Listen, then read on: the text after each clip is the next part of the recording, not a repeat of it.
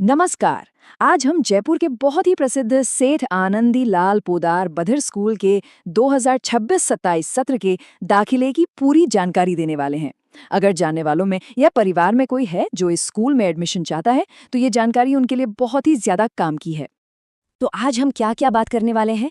सबसे पहले देखेंगे कि एडमिशन की घोषणा में क्या है, फिर कौन कौन अप्लाई कर सकता है, फॉर्म भरने का पूरा प्रोसेस क्या है, कौन कौन से डॉक्यूमेंट्स लगेंगे और हाँ, सबसे ज़रूरी आखिरी तारीखें क्या हैं। तो चलिए शुरू करते हैं पहले पॉइंट से, यानी कि एडमिशन की घोषणा। देखते हैं कि ऑफिशियल नोटिस में क्या कहा गया है, क्योंकि ये सारी जानकारी सीधे स्कूल की तरफ से ही आई है। हाँ, तो ये है वो ऑफिशियल प्रेस रिलीज जो स्कूल ने जारी की है। हम जो भी जानकारी दे रहे हैं वो सीधे इसी के आधार पर है, ताकि कोई कंफ्यूजन ना रहे और सब कुछ बिल्कुल साफ साफ पता चले। तो सबसे बड़ी और अच्छी खबर ये है कि 2026-27 सेशन के लिए एडमिशन प्रोसेस शुरू हो चुका है। एप्लीकेशंस अब ओपन है। अच्छा, तो अब आते हैं दूसरे और बहुत ही ज़रूरी सवाल पर कि कौन-कौन अप्लाई कर सकता है। मतलब एलिजिबिलिटी क्राइटेरिया क्या है।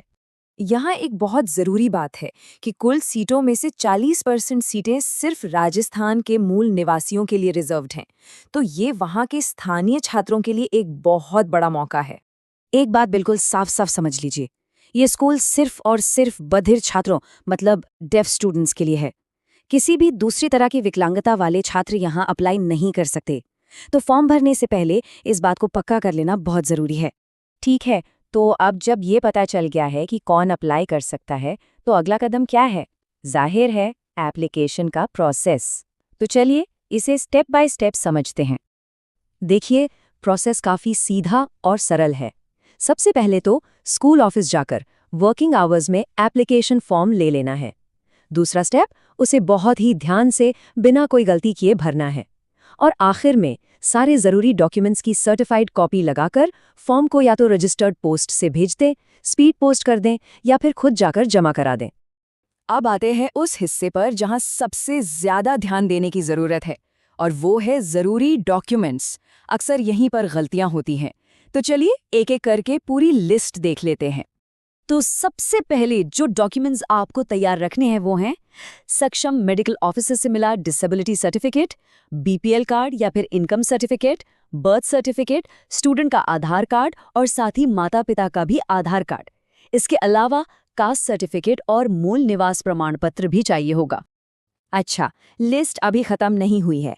इसके अलावा और क्या क्या चाहिए? स्टूडेंट की bank passbook, Jan Aadhaar card, unique disability ID यानी यूडीआईडी कार्ड, राशन कार्ड और पिछले स्कूल से मिला ट्रांसफर सर्टिफिकेट जिसे टीसी भी कहते हैं।